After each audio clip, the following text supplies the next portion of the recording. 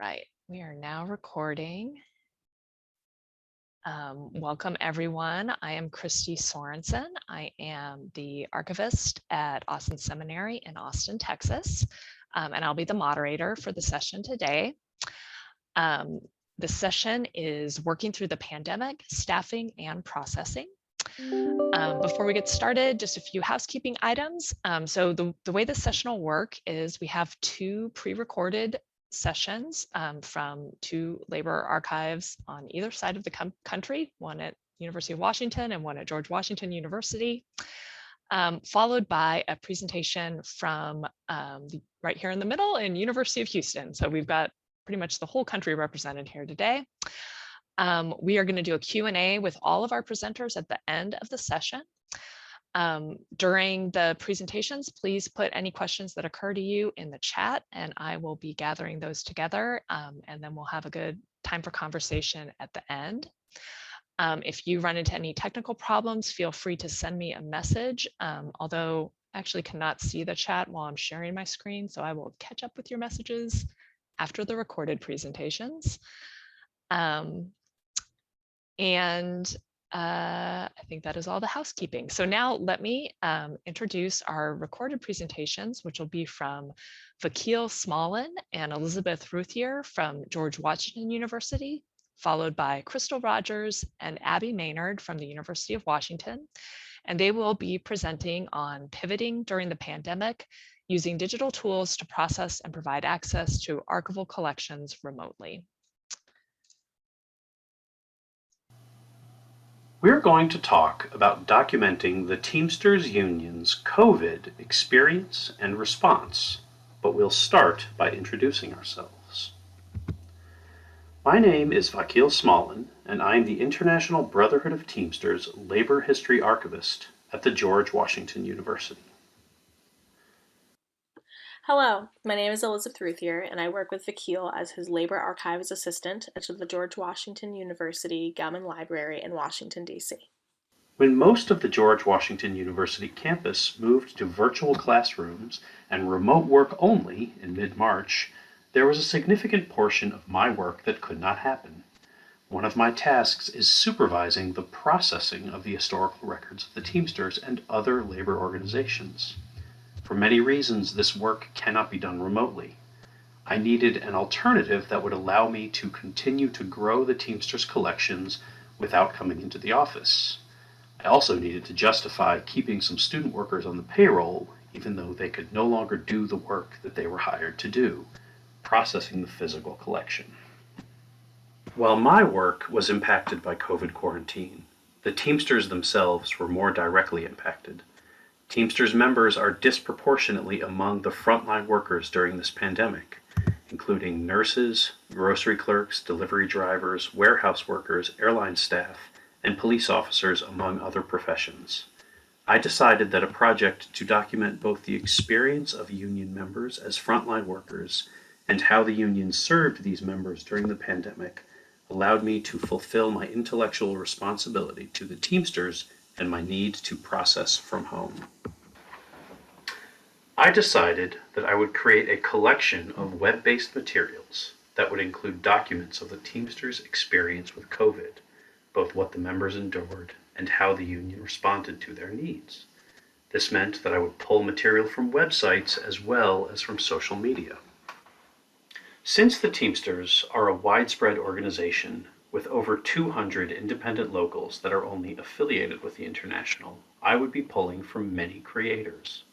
Following the traditional archival method of provenance defining a collection, this would result in hundreds of collections. Since it was going to include material gathered using two different web crawling tools, I wanted a single location that could serve as an access point to the various digital records I would be collecting. Since I also know that the historic nature of this pandemic will be a topic of interest for future historians, I also wanted researchers to be able to find materials specifically related to COVID-19 from within these disparate collections. I hit upon the idea of a sort of digital vertical file that would be described in archive space. SAA's definition of a vertical file is materials comprised as an artificial collection, often of an ephemeral nature and used for ready reference. I would be pulling material from hundreds of different creators and gathering them together around a common topic so that future researchers can find material from any Teamsters organization documenting their experience during the pandemic. I would be identifying web-based records related to COVID or to quarantine from these numerous creators and describing them in one collection. Since they are web-based digital records, I could also provide access to them from the same location. Before the material could be described, it needed to be collected and analyzed. Elizabeth will be talking about collecting and identifying websites. I will talk about collecting and identifying social media, specifically Twitter. To pull the tweets, I used a tool produced by GW librarians, Social Feed Manager. This tool allows a variety of ways to pull and preserve the text, metadata, and links in any publicly available tweet. I decided only to pull tweets from official handles of the international as well as any locals I could find. Since my work with the Teamsters meant I could be in touch with locals in the future, I knew I could potentially get written releases from the content creators, thereby solving one of the ethical issues that comes from preserving social media for access for the future. The tweets could not live in Social Feed Manager, however, as it is neither a preservation location nor a reliable access portal. Only someone with a GW email can access the tool, and there is no way to pull an export of only certain tweets from a collection, which can be a problem when we're talking about 6 or 7 figures of tweets. To solve this problem, GW's librarians have also created an access tool known as tweet sets. By uploading the JSON that Social Feed Manager pulls from Twitter timelines, a dataset is created that allows researchers to pull a spreadsheet of tweets from a certain collection with various search criteria. You also don't need a GW email to access the tool, although without one, you can only pull tweet IDs, which you will have to then rehydrate yourself. I needed a way to identify tweets associated with COVID and quarantine. Although the collection isn't huge, currently at 38,000 tweets, it was big enough and likely to grow. What I decided to do was list relevant hashtags, since those were controlled language terms that are easy to identify and quantify. I exported a spreadsheet of all of the tweets from Social Feed Manager, just export it to Excel, and then using OpenRefine, I was able to identify all of the hashtags used within the collection. This would give me a list of all of the relevant hashtags, as well as a count of the tweets associated with each hashtag. Here you can see a few of the tweets that I pulled out of the collection containing relevant hashtags. Each one of these is a spreadsheet snipped out from the collection, the spreadsheet of the collection as a whole, that has those relevant hashtags. And so from here you can actually just open up each spreadsheet and tell how many tweets are going to be associated with that, right? Although the Twitter portion of the collection is still unpublished, this is a sample of what it will look like. We use archive space at GW, and this is what the public user interface would display. I'm going to list the relevant hashtags, and I will add an account of tweets associated with each hashtag once I close the project up and have some releases. Using Archive Space's digital object feature, I can also link directly to tweet sets. By having a tool that allows them to pull specific tweets, as well as a list of relevant search terms, researchers will be able to pull only those tweets relevant to their work.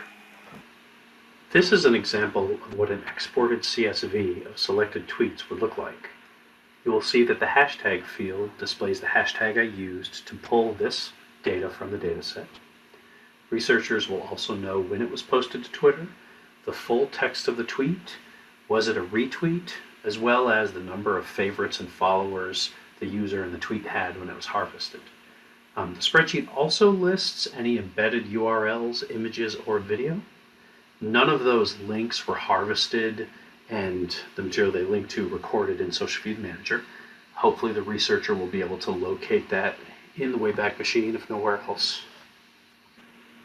One of the issues with collecting social media is the ethical quandary of harvesting people's records, their tweets, without their knowledge.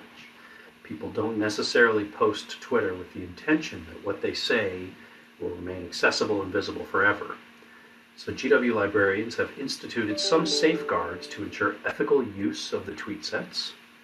When researchers export material from tweet sets, they are provided some guidelines for ethically handling the data they're receiving.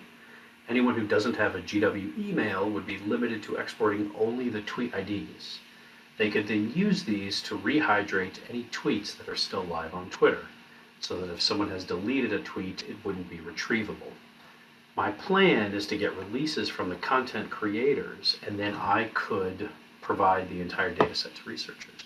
So if an external researcher comes in, it would just be mediated access. I could go into tweet sets myself, export the whatever it is they're looking for, what hashtags they're looking for, and provide them those tweets. This concept is something that can be done with other collections as well as other events. The Teamsters have an important election happening in 2021, which I'm collecting social media and web archives for. Student workers and I have also been highlighting material related to the Black Lives Matter protests over the past year within the collection. And ultimately, I do hope to be able to add print and physical materials to the vertical file once we reopen. Since it is a vertical file, the material all lives elsewhere in the Teamsters web archives and the Teamsters social media archives, and print material will be permanently housed in one of the 100 or so Teamsters collections that Gilman Library houses. And now Elizabeth will talk a bit about web archiving. For the last year, I've been logging any mentions of COVID-19 from snapshots taken of Teamster web pages. The goal is to archive mentions so that when researchers want to access COVID-19 information, they'll be able to use the Teamsters to tell a substantive story of how COVID-19 affected workers. The beginning steps of the project was to perform a web crawl through Archivit, which is where we captured the URL of every local that has a web presence or a website listed on teamsters.org/locals. What you're seeing is the back end of Archivit that tells us how much data was collected and how many documents we've archived. The URLs from that page were added as seeds to the back end of Archivit, where you could then choose to perform different types of crawls, such as a one-time crawl, test crawl, or repeated crawls. The perks of performing a test crawl is you have the option to discard it at the end, which is good in our case because we have a limited number of gigs left to work with. Then once we added the seeds, we clicked on the links we wanted to capture and ran a crawl for all of them at once. We also had the choice of running a crawl by group, such as General Presidents, International, non-IBT Labor, Teamsters, etc., which is always an option for future projects. What I work with is the front end of Archivit, where the links to each seed can be accessed. This is where everything captured by Gelman Library can be searched for and opened into each captured web page. Each link will bring you to a collection of dates where Teamster web pages were captured, and where I searched for any mentions of COVID-19. My coworker and I took this list and have been working from either the top down or bottom up from the collection of locals. We decided to use Google Sheets as a workspace we could all access simultaneously, and tag each other if we had questions. It allowed for this processing project to continue in an efficient manner during a time where we could have otherwise been scrambling. Here you'll see the different sections we created in order to keep the information easily transferable to ASpace later. Here's where I recorded the Wayback Machine URLs, page titles, gave a general description of the page's contents, and added some predetermined keywords, such as workers' rights, essential workers, benefits, resources, safety precautions, etc. Common examples of mentions include stay-at-home order bulletins, meeting cancellations, press releases urging members to request hazard pay, and pages with links to resources about the virus and the pay workers may be entitled to. I would also come across mentions of a strike or protest related to these issues. These types of mentions were consistent across all locals. In addition to mentions of COVID-19, I also logged any mentions surrounding the Black Lives Matter movement and highlighted them in green to separate from COVID mentions. Similarly to COVID, bulletins and press releases of strikes and protests were also present, in addition to support of George Floyd and Breonna Taylor. These examples, both COVID and BLM, make this type of processing a potential template for other projects. When it came to data entry, essentially what I did was copy the information from Google Sheets to create item records in archive space for each web page. The title of the collection is IPT COVID-19 Response Collection, and the series is Teamsters Web Archives harvested from the web between April 9th, 2020 and April 30th, 2020. Each item record takes its title from a title of the captured web page in Google Sheets, and the description in Sheets is entered into the Scope and Contents Notes field in Archive Space. The date is the date the screenshot was taken, which appears in a yellow bar at the top of each captured web page. Then, a link to the external Wayback version of the web page is attached to each item record. This makes use of Archive Space's Digital Object feature, which is traditionally used to link to a digitized version of an archival object. Sometimes a link is used for multiple pages, which Archive Space won't allow. So in that case, we use the search feature to connect it to a record with the same link. This is the case for about every third record, and it's likely because for many of the locals web pages, they embed multiple PDFs on one page, and since we treat every mention as a separate record, they will often share the same page link. Once each item record is added as a child, I repeat the same process for each web page in Google Sheets as needed. Prior to the pandemic, while working in person with the Labor Archives, I used Archive Space to process boxes from other collections as well. I spent a significant portion of my time in my first year at the Gelman Library processing the Leo Diener Radical Left-Wing Publications collection, which was comprised of pamphlets related to labor history throughout the years. Using as many fields in Archive Space as was relevant was crucial to organizing the collection due to its size. I think I processed about 300 to 400 pamphlets in a few months' time, and each pamphlet had different publishing dates, authors, content, and fit into many different categories that we then entered into Archive Space. The image in front of you is an example of one of those pamphlets. As you can see, the title of the pamphlet is New Left, 1962 to 1998, and belongs to Series 6, which is titled by topic. As you can imagine, hundreds of pamphlets exist under that series alone, since materials in the collection span from the years 1890 all the way up to 2017. Once we had to go virtual, however, we could no longer physically process any boxes, like the Radical Left-Wing Publications collection. Us student workers were issued work laptops and had to begin accessing Archive Space using VPNs. At first, Vakil would send me images of boxes and their foldered contents in an effort to continue processing. However, once COVID cases continued to rise, we had to abandon that tactic. Thankfully, the COVID-19 processing project has allowed us to continue using Archive Space to process and make materials available for researchers in the future. Since going virtual, we've come up with different ways to monitor our time and progress per project. For the COVID-19 mentioning project, we've been using Monday.com, which is a digital time tracking workspace that allows you to start and stop a timer that runs while you work.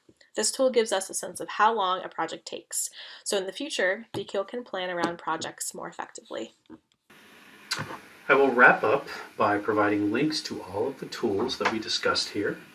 It's my hope that researchers find this collection useful both as a data set as a whole, as well as a source of information from individual web pages and tweets. Thank you very much for watching. Hi, everyone. My name is Crystal Rogers, and I'm the processing archivist for the Labor Archives of Washington. The Labor Archives is a curatorial unit within the University of Washington Library's Special Collections in Seattle, Washington. And we collect and preserve the records of the labor movement and working people in the Pacific Northwest region.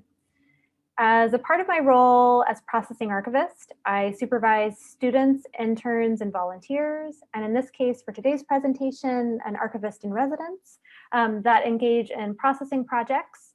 And I was lucky enough to work with Abby Maynard, my co-presenter, as her site supervisor in fall 2020 during her time as the Northwest Archivist in residence, which you'll hear a little bit more about in just a moment. Prior to the pandemic, I probably wouldn't have entertained the idea of supervising a processing project remotely. However, my experience working with Abby, as well as Diana Roca, an intern that worked with me completing their final semester practicum over the summer, gave me the confidence that I could successfully onboard, train, and oversee a processing project remotely, and ensuring that Diana and Abby got solid professional experience out of it and something to take with them into their job search out in the field. Hi everyone, my name is Abby Maynard. As Crystal mentioned, we worked together at the Labor Archives during my time as Northwest Archivist's first ever Archivist in Residence in the fall of 2020. Labor Archives hosted my residency, which is a new initiative sponsored by NWA that aims to provide several months of meaningful professional experience for new professionals in the archival field, while most importantly, paying the resident a living wage. In the winter of 2019, when I was first applying for this residency, I was looking to design an experience that would supplement my coursework at the University of Washington's MLIS program and my part-time student worker position at the University of Washington Special Collections Library. In designing these learning goals prior to COVID, Crystal and I worked together to identify a collection and develop learning objectives with the assumption that I would have access to the physical collection. But after a few months of delaying the start time of my residency, it became clear by midsummer 2020 that UW Libraries was not going to be open for this foreseeable future, and we'd need to pivot the residency to an online environment. I'll speak a little bit too about the collection we selected here. The selection for the project was to process the Ridge records, a collection consisting of around 10 cubic feet of material documenting the Roslyn-based community organization Ridge, which engaged in environmental and land use activism in Upper Kittitas County, Washington from 1988 until 2014. I was able to successfully meet most of the objectives outlined in the residency application for the arrangement and description of the collection. Here I'll show you a quick summary of the work completed on the Ridge records and a couple other things I got to work on because the project was finished so quickly. For the Ridge record, I reviewed the inventory spreadsheet and devised an intellectual arrangement based on the folder titles. I performed some inventory QA, collected processing metrics so that law will have the ability to make better cost and labor estimates for future collections. I was able to use XMetal to encode the archival finding aid in EAD, enhance the finding aid with a more robust historical note, and promote the collection through a couple library blog posts and archives blog posts, and also do some Wikipedia-based outreach, which was pretty exciting for me. I was able to collaborate with the Cascadia Wikimedians, who were a Wikipedia group who helped me draft an article about Ridge itself, which is now live on Wikipedia. And then we were also able to do an ongoing labor archives project called Seeding, which is where we would add links to the updated Ridge archival finding aid to related Wikipedia articles in order to enhance discoverability for Wikipedia users looking for archival collections. Most excitingly, though, I think, is that the bulk of the work on Ridge was completed so quickly, I was able to work on some other projects as well and really hone in my skills on other QA skills and also do some enhanced finding aids for 3 other collections as well. And I was able to do a little bit of professional development and engaging with my coworkers through working groups, the anti-racism working group at Special Collections, and a couple other professional development opportunities along the way. So what made this remote processing project so successful? I would say first and foremost, we in the Labor Archives already have a well-established iterative processing model where we usually create a flat folder level inventory of our collections during initial rehousing prior to any further intellectual or physical arrangement. We also regularly use a number of digital tools to track processing workflows, communicate with each other, inventory collections, and access workstations via remote desktop, all of which made the remote processing possible. On this screen, on the slide here, you can see a screenshot of the Google spreadsheet inventory for the Ridge records that Abby used to do the intellectual rearrangement of the collection. And we use this Google spreadsheet template for inventorying all of our collections. And once the inventory spreadsheet has been completed and rearranged, if we're doing that part of the project, we are able to then convert the inventory into EAD using a script created by Mark Carlson, our computer support analyst in special collections. We can then cut and paste the properly nested XML version of the inventory into the EAD record within XMetal, and then update the other notes within the finding aid as needed, which is then uploaded to Archives West, the consortial finding aid database for Pacific Northwest repositories that we contribute our finding aids to. Yeah, and I would add that Google Sheets was a super flexible tool for me when I was rearranging folders in the inventory. I was able to move rows of the inventory around the sheet using copy and paste to reflect the new arrangement. Was also able to color code different series and subseries as I go using that. We also use in special collections the project management tool Asana to create and update workflows and track project progress throughout the processing. And Asana is really great if you haven't used it before, because you can create a template for different workflows and then adjust the workflow as needed for specific processing projects. You can assign specific tasks and even subtasks to certain people, set deadlines for the different tasks and the overall project, and comment on tasks with questions as they come up, or anything that somebody who's taking the next leg of the workflow needs to know in order to do their work. And we use the free version and haven't really needed the paid version. So I would say, try out the free version, see how you like it, but we've had really good success with it.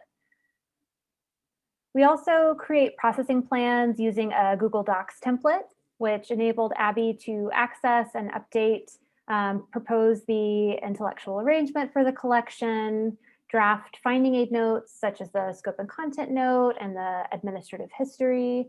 And then I was able to review the proposal and the finding aid note drafts and sign off on it here. So it made it really easy to collaborate in developing and approving the processing plan so that Abby could move forward with her work.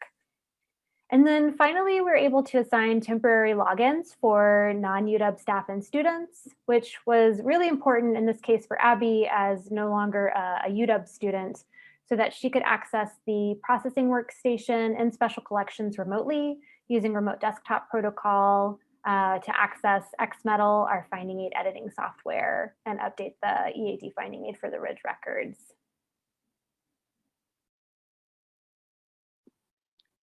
Now, I'll talk a little bit now about what made our project successful. One of the first things I think that really led to the success of our project was an initial iteration of inventorying that was incredibly detailed. A labor archives volunteer named Joanne Keenan had already inventoried the collection in great detail before I had gotten my hands on it.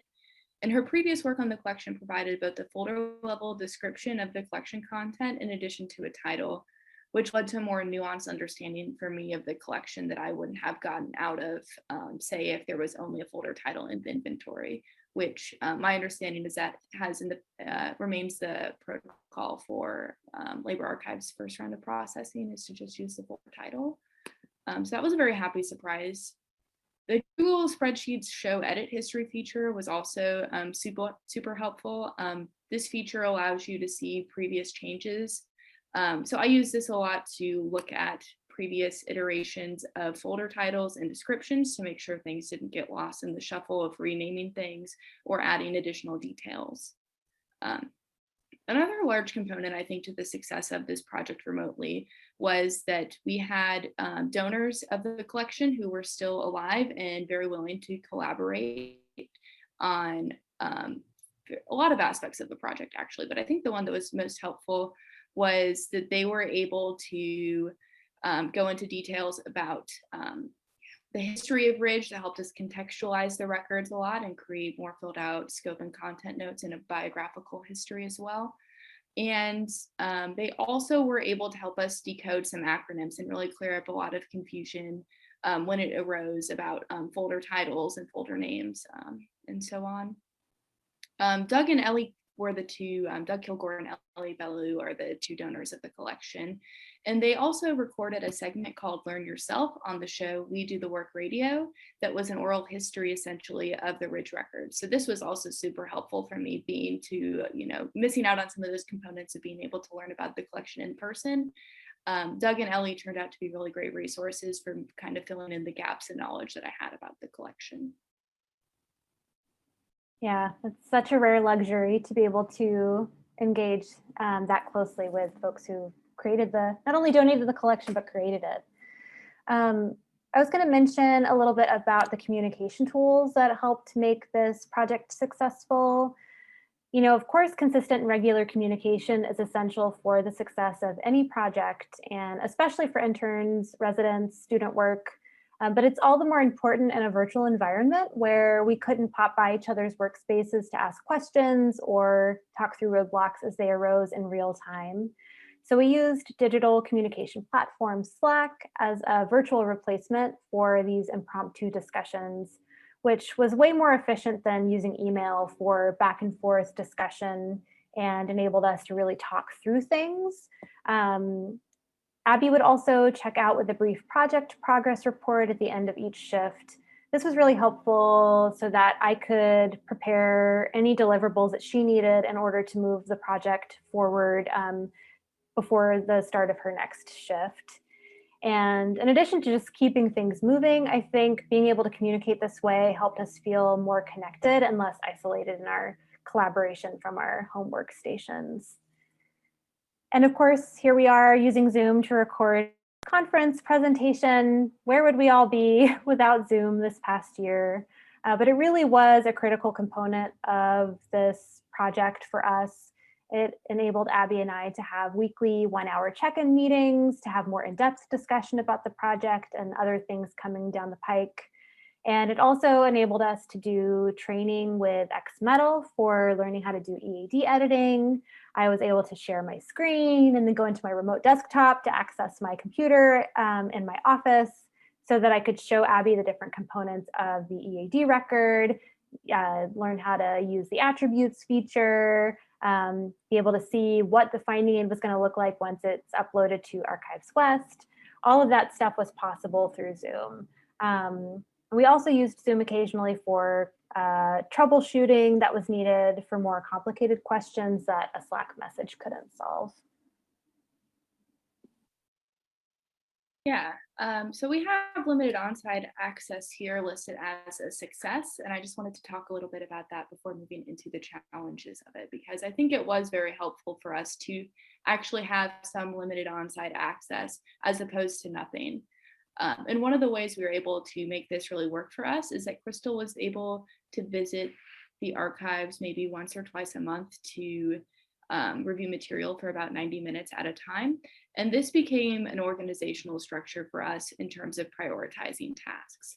So I was able to compile what I thought were very useful, concise lists of material that I would like for Crystal to either take photos of, for social media outreach or for my own interest. I believe she mentioned earlier, filling out the history note was important, and taking photos of them was super helpful for that. But this was a nice opportunity to kind of give a little bit of structure to the online work environment, which I think sometimes can feel very ongoing, I will say. But I'll talk a little bit about the challenges and limitations of that lack of physical relationship with the archival collection. So I completed this residency remotely in the state of Iowa, not Washington. So going into the office was truly not a possibility for me at all. And sometimes relying on folder and title, description and folder titles in the inventory didn't really have enough information for me to arrange, or perhaps there was conflicting information in the folder title and material descriptions. So Crystal's in-person visits to visit the archives are very helpful to clear up some of that confusion.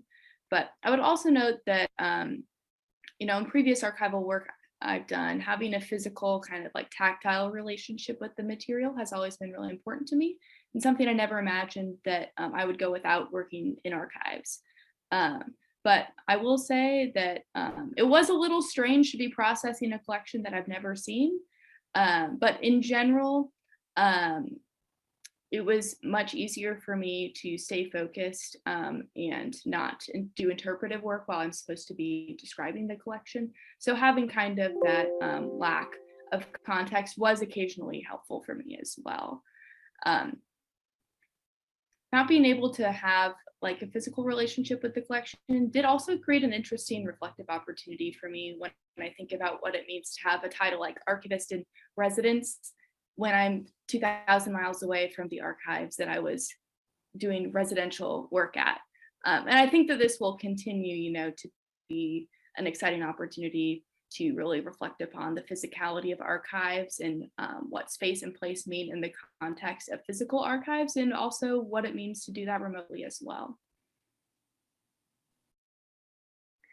Yeah, and although it was great to have some on-site access to review some materials and snap photographs of documents for outreach purposes, like Abby mentioned, but also like she said, these shifts were limited to 90 minutes every few weeks, and it really limited what I could accomplish while on site.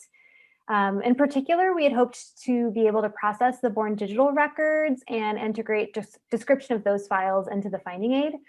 However, the files on the 39 CD-ROMs in the collection had not yet been appraised in any way and uploaded into our digital preservation system. So there was no way to actually do any of that work remotely, and 90 minutes was definitely not enough time to do that while I was in the office and also doing some of that other review work for Abby for the collection. So that's something that we had to table and we'll have to do once I'm able to return on site. Also, there's definitely going to be some more work that's needed for Ridge once we're able to return on site. More QA work will likely be needed. There's still some folders that I need to review to check for accuracy and to make sure what we think the contents are is true and that it actually makes sense in the intellectual arrangement that Abby's created. We also will need to update the folder titles on the physical folders to reflect the changes that Abby made in the inventory during QA. And given the collection's volume, we'll still want to physically rearrange the materials to match the intellectual arrangement.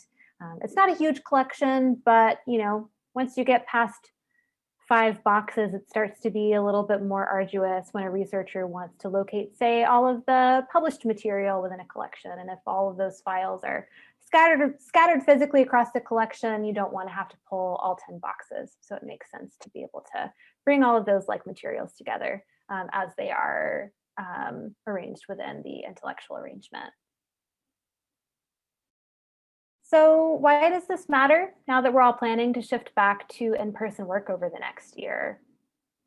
I would say even with the reality that we will always need some physical access to collections, we were still able to move these processing projects forward in a meaningful way, gaining more intellectual control of the collections and providing a more robust description of the material for our users with a more easily navigable inventory of the collection contents. The final section of Abby's processing plan includes an overview of the work still needed on the collection, including physical preservation issues that Joanne identified during inventorying. So we have a roadmap of what to do next. And I would also say from my perspective as a processing supervisor working over this past year, I've really had my understanding of what can be accomplished remotely expanded.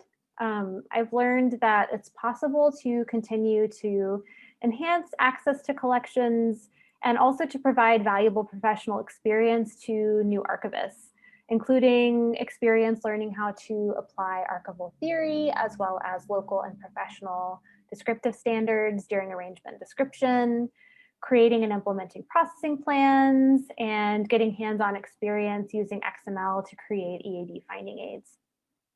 This opens up more possibilities for us in working with new professionals looking for professional experience that live in other parts of the country and not necessarily in the cities in which our repositories are located.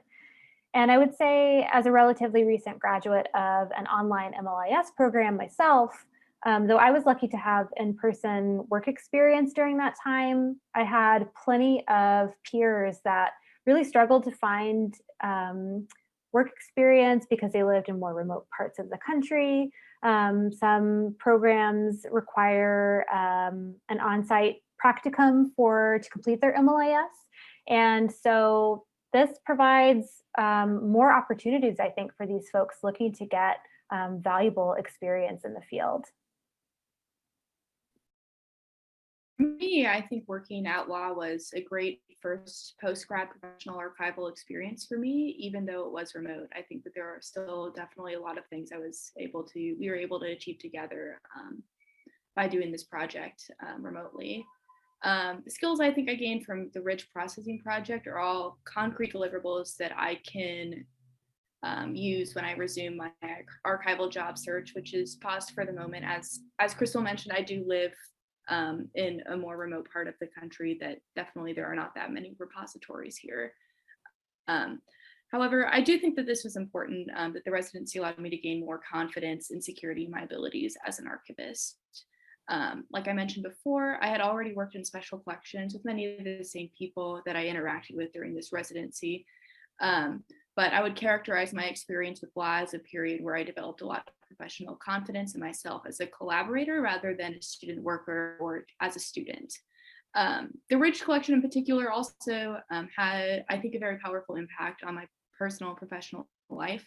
While I was looking for jobs, and I've since found a job at a state agency, it was important for me after having all of this additional context and knowledge about the labor movement. It was important for me to prioritize finding a job that even if it wasn't going to be an archival position, it was going to be a position that had union representation.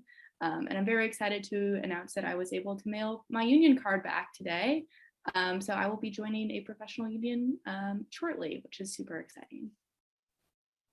Yes, that is very exciting. Well, that's all we have for you. Thanks to everyone that is tuning in during the conference and letting some folks from the Pacific Northwest come and infiltrate your Southwest conference. You're welcome to contact us if you have any questions. Happy to share any of our documentation, including processing templates. Really looking forward to your Q&A, to hear your questions and to learn from others who have had similar experiences pivoting to a remote environment. So with that, I'm going to stop the recording and see you all during the Q&A.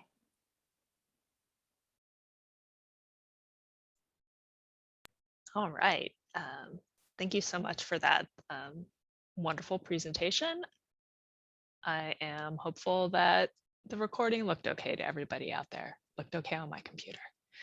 And now I am going to turn things over to our third presentation.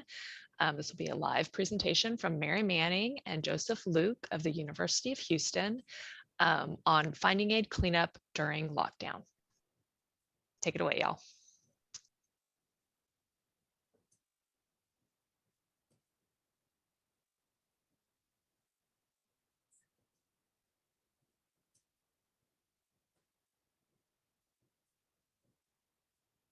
Thank you, Christy. Joe and I are presenting today. Oh, I'm sorry. I need to go up a couple of, sorry. Let me start over from there. Joe and I are presenting today. Our presentation is called Finding Aid Cleanup During Lockdown. My portion of the presentation is called Providing Students with Mission Critical Remote Work Project. Stay home. It was the beginning of the lockdown and students needed to work. They needed work they could do from home. For many of these students, continuing to work allowed them to eat, pay their bills, and ultimately to stay in school. It also provided mission critical work for them to do and also provided additional human contact, albeit virtually. This work personally benefited me through the collaboration with Joe and working with the students and having social interaction other than with my cat.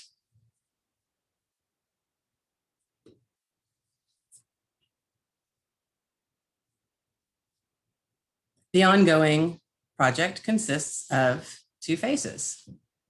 Phase 1 includes a finding aid audit and is complete. Phase 2 is in process and involves enriching description in scope and content notes. Future work will take place on site and will involve adding dates that are missing from the folders in the finding aids.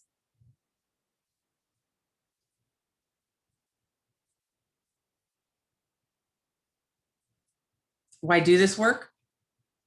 Detailed finding aids with accurate descriptions of dates, formats, and topics assist staff and researchers in locating material and determining its relevance to their research. This has been especially important during times of increased reliance on virtual research and digitization requests, as we have seen during the pandemic. And we predict that our researchers' reliance on virtual research and digitization requests will continue even after the current crisis abates. Phase 1, finding aid audit. The finding aid audit included the information on this slide. Conceived initially as a university archives project, we expanded the project to cover all finding aids.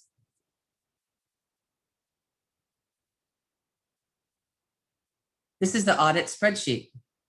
Joe and I created it to capture this information in the previous slide. The students looked for this information on each finding aid and determined if it was complete and correct and added the information to the spreadsheet. This slide includes a link to the spreadsheet and the instructions for you to use as you like. I've also provided a copy of this link and other presentation links in the chat.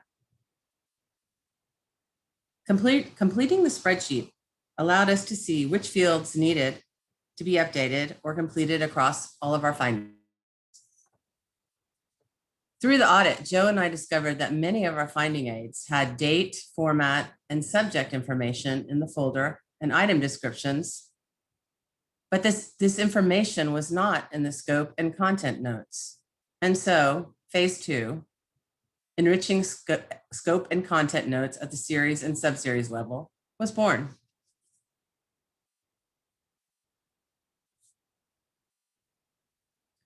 It's a little hard to see here, but the link below will let you see it a little bit better. And you can look at that later if you like.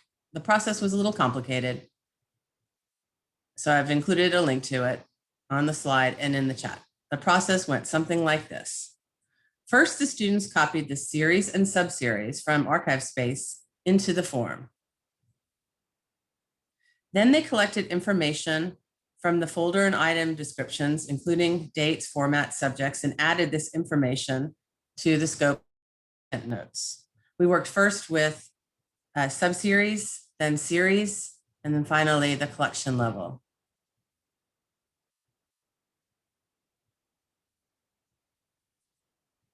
As we were working, we also noted folders that did not have dates on them in the finding aid. And there was significant QC throughout the process.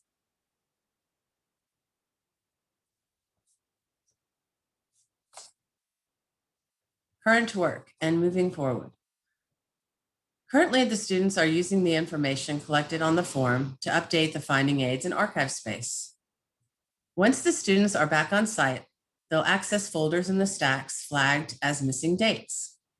They will then add these dates to the folders and update the scope and content notes to reflect this new information. While we will likely prioritize processing new and backlogged collections once we're back on site, this project will make an excellent backup or secondary project that students can do alongside other processing work. As you likely know, it's always good to have backup tasks for the students for when they're in between projects or they can't move on because they have a question, or when there's some other sort of lull in their work activities. Also, having this secondary project also provides variety to students' work. Now I will turn it over to Joe, who will discuss another finding aid project that UH Special Collections initiated during the pandemic.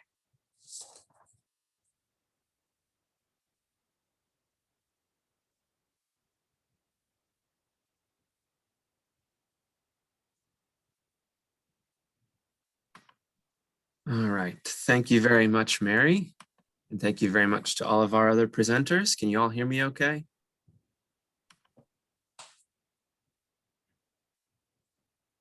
Is my audio coming through, Mary? Yeah, you sound fine. Okay, very good. Well, thank you all very much. So as Mary said, my name is Joseph Luke, and I'm the coordinator of archival processing here at UH Special Collections. And thank you all for sticking around until what I believe will be the last speaker of a panel in the whole conference. So thank you for being here. I'm going to be talking about another remote finding aid cleanup project that we've conducted over the last year here at UH, which we've sort of informally titled Auditing Description for Equity, Diversity, and Inclusion. So put very simply, our initial mission for this project was as follows. Special Collections staff will audit departmental finding aids for harmful or non-inclusive language and explore ways to remediate issues, expand community outreach and self-identification and mindful description, and ultimately to better describe the materials that are currently under our care. So, although the project was not necessarily initially laid out this way, the project timeline follows the basic group project stages, which will look very familiar to most. So here we have the standard 4-part project stages. You'll notice that adjournment is not here, and we'll talk about why later in the presentation. So there's a little bit of a cliffhanger to get you through this portion of the presentation. And I'll elaborate on each more of these as we go through, as they'll sort of function as a roadmap as we move through the presentation. But starting with forming, this was the preliminary discussions around the project, acknowledgement of the problem, discussion of work being done by peer institutions, and consideration of our responsibility, again, as stewards of the materials that are currently under our care. Storming and norming included the key discussions around scoping and methodology. What does this sort of project look like at UH Special Collections? What are the specific circumstances in our finding aids and in our collected materials? And how do we go about doing this work? We have performing, which is doing the audit work and developing community outreach, and also doing very preliminary remediation. And then, as I said, we'll talk about adjournment at the end, so stick around. So the forming stage started off with a question of who in the department should do this work. Special Collections librarians and staff share responsibility for description and possess differing levels of subject expertise and community connection, differing by collecting areas. So folks like me, the coordinator of archival processing, focus primarily on the technical services side, while our subject curators, such as Mary in a couple different collecting areas, maintain those community relationships and do the collecting in the different collecting areas, in addition to their many, many other duties. So in addition to these conversations and sort of on the side, Special Collections Department created a 2020 departmental goal to advance and integrate equity, diversity, and inclusion awareness and action, emphasis on action, across our personal goals and across all departmental services. So people were very interested in participating. Ultimately, the entire department participated in all stages of this project, from initial planning to the audit itself, entirely working remotely with our finding aids described in our instance of archive space. And I just want to, at this point, take a moment to acknowledge the great and hard work of my colleagues in the department who made this a part of their sort of weekly duties. Everybody checked off a couple of finding aids a day. That's just the list of our staff from the website. You don't need to write that down or anything, but here they are, and they've all worked very hard. So we started norming and storming. I don't actually remember the order if it's norming and storming, but it doesn't really matter for us since we've kind of combined the two. But we started this stage, and I guess these stages, with big questions like, how do we do this? Who should do this? What do we bring to the described communities in order to elicit feedback or communicate to them that we're open to discussion about description? How and who were words that were thrown around a lot in these conversations. But what we really came around to was that we were asking big questions without an understanding of our specific instance of the problem. We were all well aware of the problems and structural issues in archival descriptive practices, but we did not know how to best translate this awareness into action and change at our specific institutional level. So to answer these questions and more, we approached, I guess, to answer these questions and more, we used these three strategies on the screen. First was peer research. So we read published and unpublished works and spoke with peer institutions who were doing similar work. This included a common project reading list, including the Archives for Black Lives in Philadelphia's anti-racist description resources, the Association of Moving Image Archivists DEI controlled vocabulary resource lists, and several other published and unpublished project descriptions from other institutions that have done similar work. The Bentley Historical Library ran a hidden collections project that went on for a very long time. Princeton University is doing a similar audit to the one that we were sort of aspiring to, and more locally, and SSA, University of Texas at El Paso, had put up utilization, or they had utilized and posted an acknowledgement statement about description. So those were sort of some project models that we were looking at in addition to our reading of the aforementioned articles. And we paired this with community research. So this was the local research, considering the groups represented in our own collections across our 14 collecting areas, thinking about the people who have donated to special collections, have created the materials here, and who are represented here, and working to keep them front of mind as we considered other institutions' actions and sort of determining what was going to be best for us. And eventually the pilot review. So we tried to bring all of these threads together in a way that is respectful to the people described in our collections and ultimately beneficial to access of the materials. So through these conversations and through pilot activities, we identified several key potential differences in approach among all of the folks participating in the project. One of these being sort of a divide between people who thought that a full qualitative finding aid review would be the ideal method, while others preferred quick action and really fast impact using targeted searches or targeted selection of finding aids. So we took a handful of false starts trying out these different approaches, and it became clear that what we really needed to do was collect information from our own finding aids in order to effectively develop any thoughtful and effective remediation solutions or to make informed decisions here. So that brings us to performing. This link is already in the chat, and I will add it again if anybody can't find it for any reason, but we settled on a two-stage full qualitative review with 2 participants reviewing each finding aid in its entirety. Yes, it is a lot of work, and it is a lot of reading, and it is a lot of scrolling through archive space. But the goal here was to get an idea of what issues we have in our description in order to develop, again, thoughtful and effective remediation solutions. And also pair that with community outreach focuses and methods and what information capture is and was missing in our collections intake methods and policy. What we found so far through around 120 finding aids using the spreadsheet that's on the screen is that we have instances of both harmful language and under description. If you take a look at the spreadsheet, you'll see we have some basic information about the collection, initials of the reviewer, the date it was reviewed, a little pull down for status, and general notes about what was found.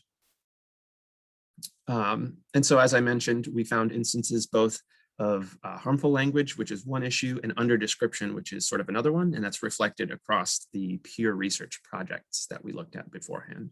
So we had group discussion on how to deal with these issues. What is the scope of this project? Are we trying to acknowledge harmful language, or are we trying to remediate under description as well, doing research projects in finding people's names who are improperly described, adding subject headings, and really updating the description on a more holistic level?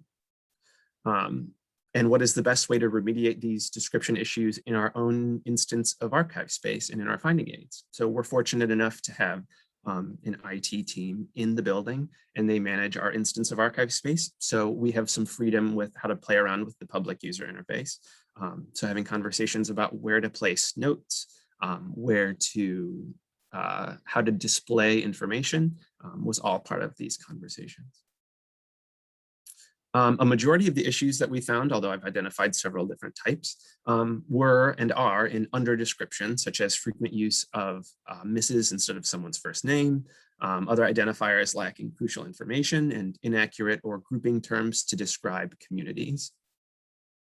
Interestingly enough, another thing we found was inconsistency in biographical or historical notes, flowery and laudatory language in a lot of the older finding aids, and streamlined ones in the newer ones, influencing how users interact and perceive the other information on the finding aids. And I should also acknowledge that some collections had already seen attention in our collection. We had a series on one of our finding aids titled Slave Documents that Julie Grobe, our coordinator for instruction, along with the UH Libraries Committee on Diversity and Inclusion, already did work and remediated changing the language in order to better reflect and respect the people being described. And so as far as preliminary remediation goes, we settled on a strategy of augment and acknowledge. So do the research and add information where we can when it comes to under description, acknowledge and provide context for creator and community described description or titled works, and highlight areas to focus on in the next cycle of review. This stage of the project is ongoing and subject to improvement as we continue discussions with communities represented in our collections and refine the project as we go along. All of this leads us to adjournment, and as you'll see, there is no adjournment. One of the main goals of this project was to make this a continual review, an ongoing review, and an ongoing cycle of open discussion and dialogue with the communities that are described in the collections that are under our care. And again, I have in my notes here to emphasize that this is an ongoing iterative process that will probably go on forever. So in order to facilitate this, we track changes on the finding aids.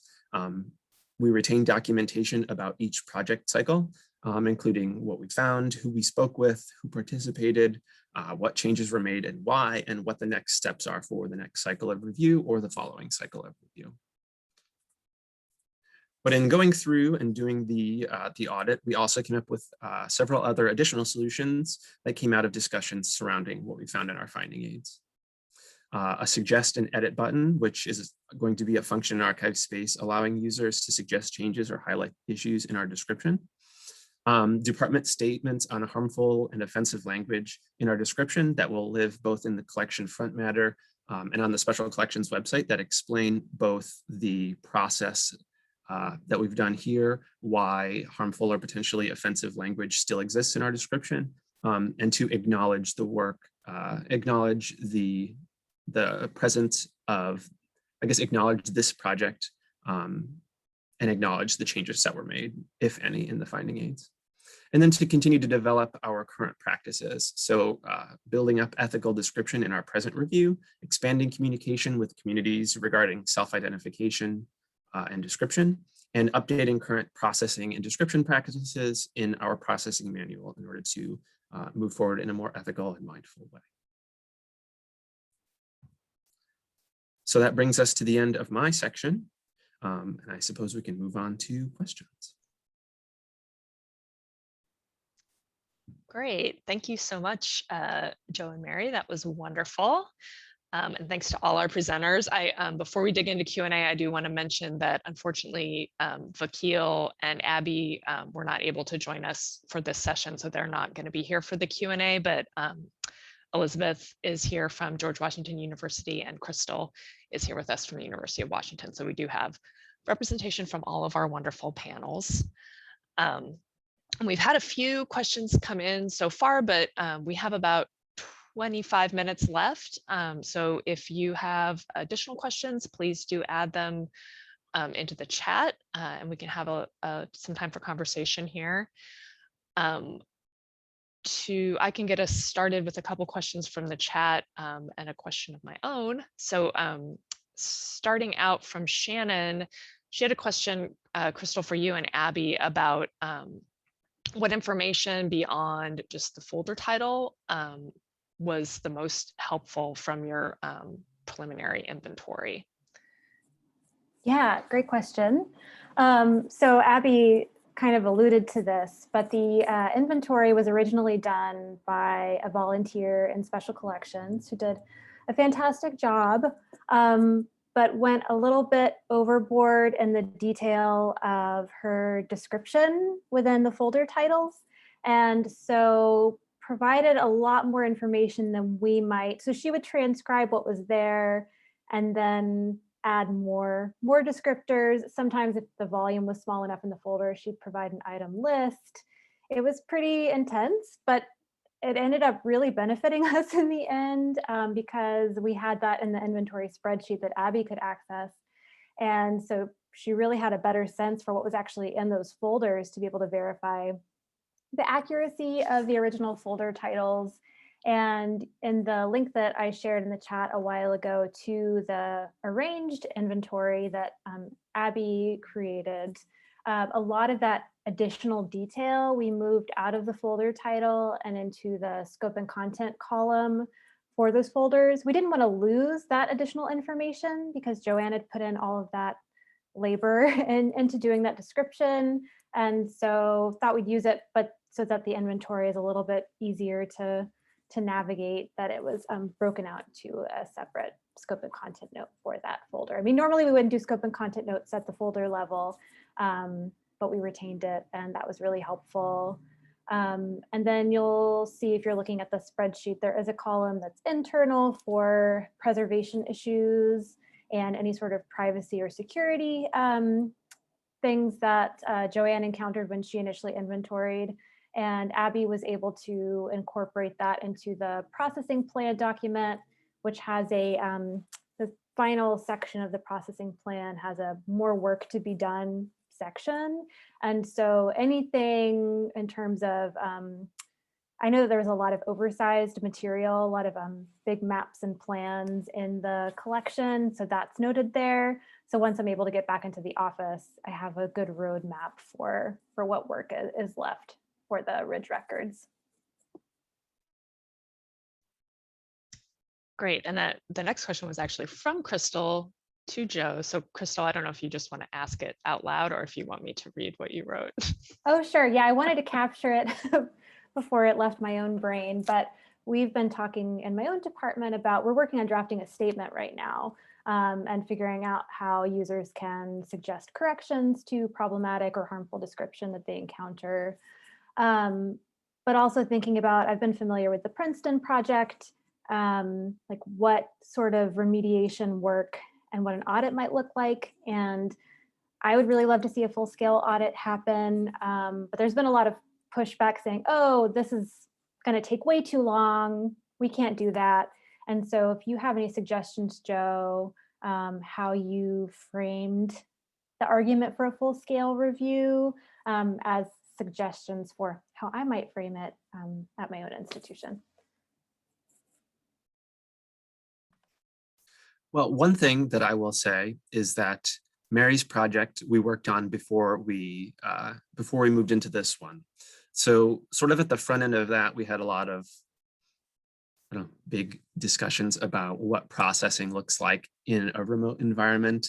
And my partner is actually also an archivist. And so we got to have conversations at home about what are the metrics of success for a processor when you're working from home and you can't get to your boxes. So I had talked a lot with members of the department and department leadership about, measures of success and like benchmarks for processing progress when we couldn't bring home boxes and we couldn't get in to do any processing on site. And so we really talked about the description piece as being a crucial component of processing. And so we thought and so when we were building the project that Mary presented on, we thought that, we were presenting at department meetings saying our students are doing this great work and it's doing X, Y, Z, and our description is going to be so much better for it. And everyone could see it. We were presenting the work that they were doing. And we were really emphasizing that those projects were mission critical and we were making progress on the core mission of the department and improving access. And so this project sort of grew out of that one as another audit that, the staff could work on and that everyone would get together, and it's obviously a different approach and a different project. But I think that the first project sort of paved the way for the full scale, like going through the whole entire document and finding things. So I would say just communicating, accurate and ethical description as a metric for success as in part of a processing program, and the fact that it's very difficult to find underdescribed materials if you're doing keyword searches or just poking around. So it's hard to see those silences and gaps in the description if you're not reading through and doing that sort of work. I think I'd like to add too that I think the fact that everyone in the department was involved in the project and that we're all working on it, but that it doesn't take all of our time, I think is another good sell for administration on it. We're all working on it, an hour and a half or so a week. And I think we're just in a department where EDI is just super valued. So we're very lucky to have colleagues who really buy into it. But I think part of the reason why it really works too is because we're all doing the work and we're all taking a little time each week, most weeks. Great, thank you. So I had a question I was thinking about that I've kind of been thinking about this whole conference and just in life in general, but it came up in all of the presentations with like what are the things, and this came up a little bit, and like Crystal, I liked you said that thinking through this expanded your understanding of what could be done remotely, which I thought was a really cool way of putting it. But like, what of these new processes are going to be valuable to carry over to like normal life when that starts up again? But then what won't? Like I'm feeling in my life like it took me a little while to build up steam with all the stuff that I could do remotely, but over the past year, I have figured out how to work full-time plus without even coming into my archives on all these projects, some of which are things I was not really doing before. But now I'm coming back in and there's all these piles of paper and like I'm just one woman. So what am I going to stop doing? And if I've made like all these arguments to start doing this stuff, can I stop doing it? This is sort of unformed, but like I was even thinking, Elizabeth, with the work that you did with Archive-It, like digging in a sort of keyword subject sense into these crawls. Like, is that something that you see yourself doing for other topics ongoing, or is it something that's going to fall by the wayside once in-person stuff starts back? So that's, I don't know that there's an answer to it, but open to anyone to answer. I can hop on it real quick. Yeah, I mean, the crawl is something that the Keel has done pretty consistently, even like when we were in person. So it's definitely something that can be done. I don't know if he has put as much effort, right, into like, or put aside as much time as he has the last year. But I think it is transferable, right? I mean, I think even in my presentation, I feel like I tried to touch on the idea that like so much of what we're doing, I don't think has to stop. Will it be maybe shifted in a prioritized way? Perhaps, but logistically what we're doing, I think, is really useful because, I mean, I was using archive space pretty consistently when I was in the office as well, but I was also working with boxes. So maybe I wasn't digging as deeply. I was kind of just, you're kind of like in the motion, but, I feel like I was able to use Google Sheets, really understand, what keywords, what descriptions I was using, and really take my time with it, which isn't always a luxury that you have when you're in the office and everything's kind of happening. But I do think it's transferable for sure. And I think it's just whether or not this whole experience has shed a light on what should be more of a priority than maybe we weren't prioritizing before. I hope that answers your question, even a little bit. Bouncing off of what Elizabeth said at the very end there, I think that the pandemic has kind of shed a light on, it showed us things have changed. Demands of archives have changed. We're open kind of with a skeleton crew now, and we've been open with that skeleton crew for a long time. Only a few people are in, we're very spread out and masked and such. And at least until last week. But one of the things that we didn't really do before was really pay as much attention to the description on finding aids. But as we move into a world where virtual reference and digitization requests come up all the time, the better described a finding aid could be, which is maybe the opposite of more product, less process. But I just snorted. I hope you didn't hear that. But anyway, as we move into this virtual world, actually having correct descriptions and accurate descriptions on finding aids is really super important. If somebody can tell by looking at the description that the thing they're looking for from 1910 is not going to be in that folder because everything's from the 1960s, then we don't even have to go and look in that folder, you know? Or, you know, if anything like this ever happens again, which of course we all hope not, sometimes we weren't able to look in those folders. So anyway, it's just I think it's changed expectations of regarding virtual reference and digitization requests. I don't think that's going back. I mean, it may go back a little bit because people probably want to come in and look at this stuff, but I think with people's budgets being cut for researchers, I mean, I think we're going to just see more and more of the virtual reference. Yeah, and I can jump in regards to the arrangement and description piece. I think as we start bringing in more and more collections that either have a born digital component or are completely born digital, that will provide an opportunity to kind of use this workflow that's worked really well remotely, and for a student or another processor to be able to get into those digital files and actually review the contents as much as is appropriate to integrate that description into the finding aid and do some intellectual arrangement there. And then as far as the physical component, I mean, at the end of the day, we're still going to need some physical access.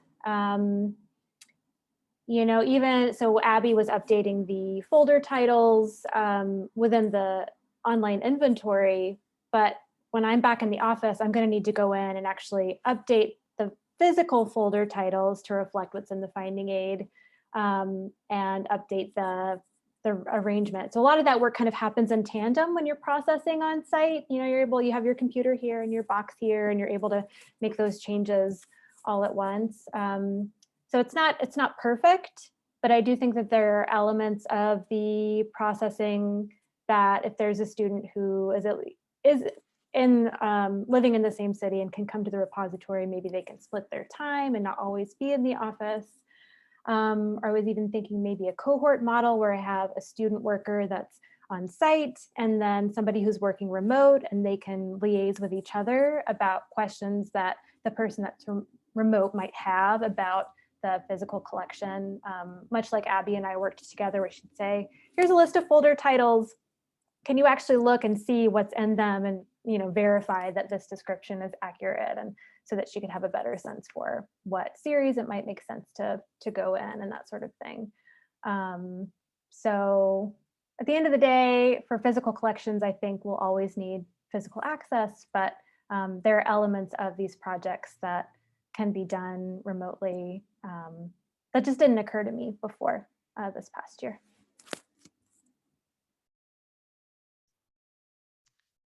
I was also wondering if y'all could talk about any like speed bumps that you hit as you were figuring out these processes. I mean, I'm looking at like the amazing documentation, Joe and Mary, that y'all have, and the like step-by-step instructions. And some of those instructions are so detailed that I feel like maybe they are in response to something not working out the way you thought it would the first time. Maybe I'm just projecting that.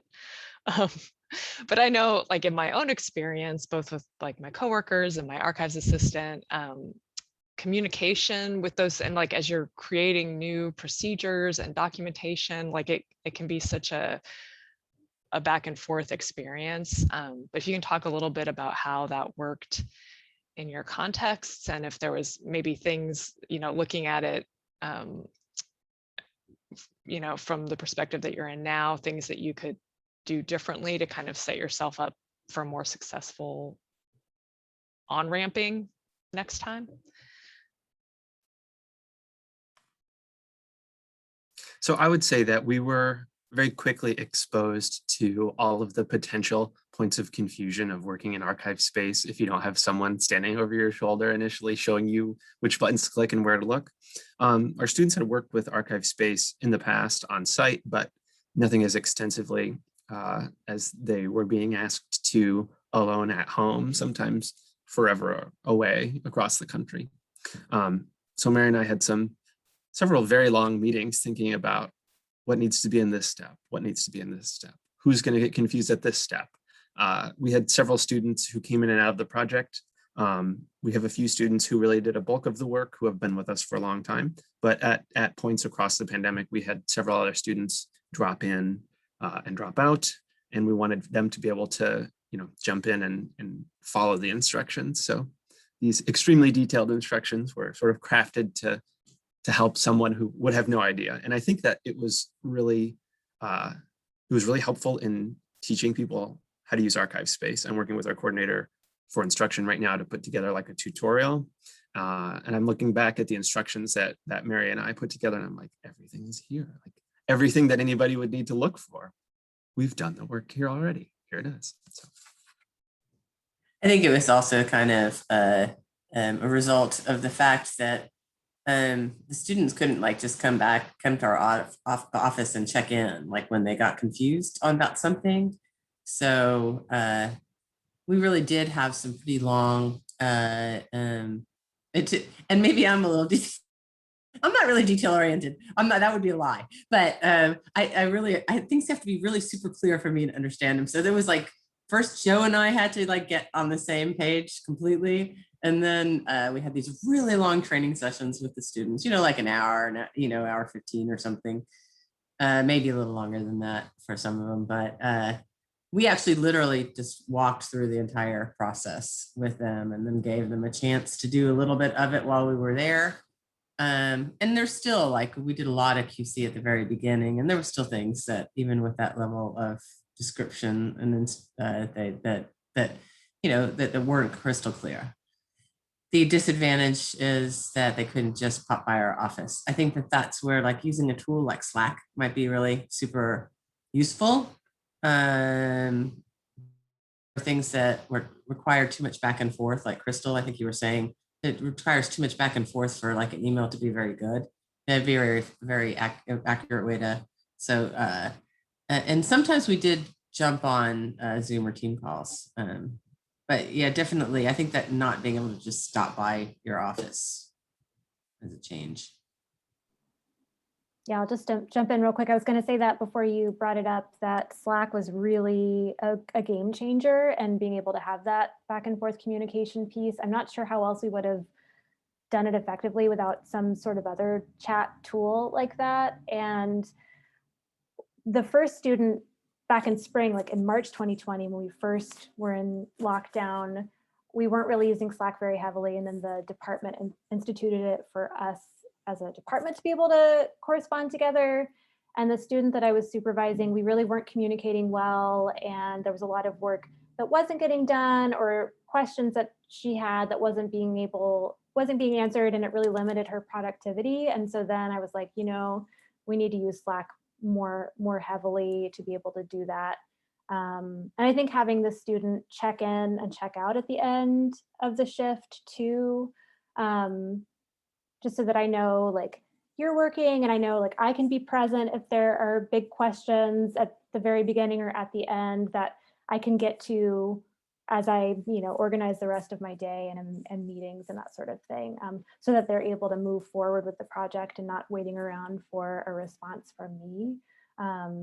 That was pretty huge, and probably one of the biggest changes, because we'd already been using Asana and Google Sheets and Docs to collaboratively do this descriptive work before the pandemic.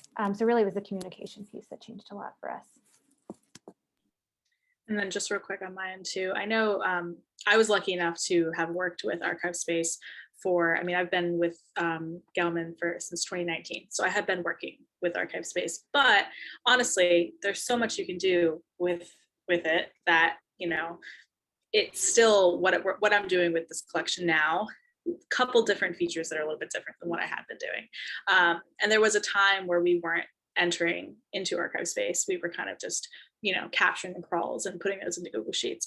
So when it came time for me to kind of, you know, get back into Archivespace, there was a bit of a learning curve. I really, you know, kind of had to get my bearings a little bit. I mean, it's very easy once you can kind of have a, you know, just automated, you know, movements with your hands. And it was very helpful. Vakil kind of just made us a video, and it was just him screen sharing and going through step by step, because what he wanted for this was a little bit different than what I had been doing for other projects as far as the information that was captured. So, you know, even in the remote way, you know, we check in every week, but I think that screen sharing and just showing you physically what you're supposed to be doing, it replicates what he would have done in person anyway. So that was extremely helpful for me. Great. Elizabeth, I wanted to ask you, you had mentioned that that time sharing tool. What was it? Yes, Monday.com. It was really easy. It's a little you know, a little nuts when you first look at it. There's a lot of different moving parts, but you can essentially just enter in what the task is, the date in which the task started. You can either use it that way, or, you know, there's time entering slots that you can do. You can kind of make it your own, but it's really useful. You can even create, you know, you did this however long for this specific, and then you can pause it and go to the next task and do that timer and start it. So it's Monday.com. It's really simple, and I don't know if he pays for it on his end. I'm sure it's, you know, I don't know if it's like a free thing, but we do have a Gelman library specific like account for that. Great. Oh, and then Crystal asked, do you know if it exports to a spreadsheet or anything, or have you just kind of used it on the? I don't know that part, but it looks pretty intense. I'm sure if you dug, you could probably find those capabilities. It looks like it's capable of a little bit more than what I'm using it for.